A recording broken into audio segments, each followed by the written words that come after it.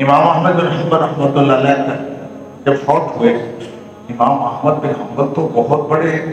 عظیم ہستی تھی کہ جب وہ فوت ہوئے تو ان کا جنازہ جو اٹھا تو کتنے لاکھ لوگ جو ہے نا ان کے جنازے میں شریک تھے، اور کتنے لوگ مسلمان ہوئے، اور ان کے فوت ہونے کی وجہ سے جانور بھی غمزدہ تھے۔ اتنا بڑا جنازہ تھا، اور خلق قرآن کے مسئلے پر ان پر اتنے کوڑے برسائے گئے کہ ان کی پیٹھ میں گڑھا پڑ گیا تھا۔ دین کے لیے ان کی قربانیاں، امام احمد بن حنبل رحمۃ اللہ علیہ کی جب وہ فوت ہوئے تو کسی نے خواب میں دیکھا کہ جو امام احمد بن حنبل رحمۃ اللہ علیہ کو مقام اور مرتبہ ملا ہوا ہے وہی ان کے ہمسائے کو بھی ملا ہوا ہے۔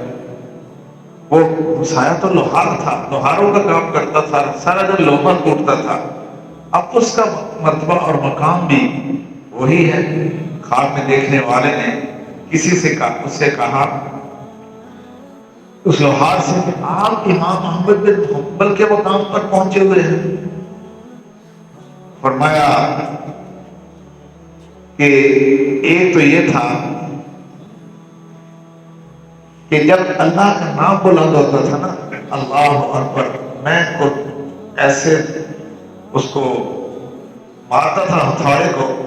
لوہا کوٹنے کے لیے، جب اللہ کا نام بلند ہوتا تو میں اس کو فوراً، اگر اس کی طرف لے کے بھی جا رہا ہوتا تھا لوہا کوٹنے کے لیے تو اس کو پھر میں رکھ دیتا تھا، لوہا اس سے نہیں ٹوٹتا تھا۔ اللہ کا نام کا ادب کرتا تھا۔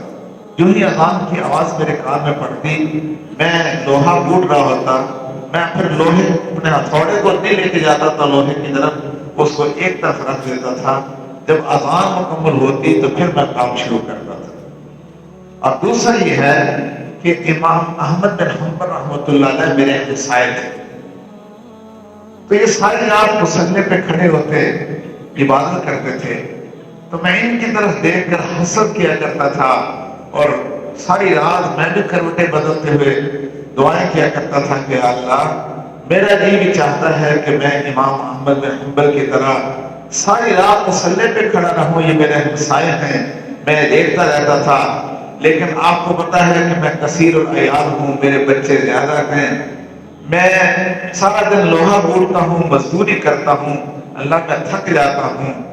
اللہ میں اس لیے ساری رات مصلے پہ کھڑے ہو کے عبادت نہیں کر سکتا۔ فرمایا کہ اللہ کو میری یہ دو ادائیں ایسی پسند آئی، جب اللہ کے حضور پیش ہوا تو اللہ نے مجھے امام احمد بن حنبل رحمۃ اللہ علیہ کا مقام اور مرتبہ عطا فرما دیا، کہ تو دل میں حسرت رکھتا تھا کہ کاش مجھے یہ موقع مل جاتا، تھکاوٹ کی وجہ سے، بچوں کے زیادہ ہونے کی وجہ سے تو ان کے لیے رزق حلال کماتا تھا، لیکن تیرے دل میں حسرت تو تھی نا، تو اس لیے ہم دل میں یہ حسرت رکھا کریں، تو پھر اس کی وجہ سے کیا ہوگا، اللہ تعالیٰ خاص رحم اور کرم کا معاملہ فرمائیں گے۔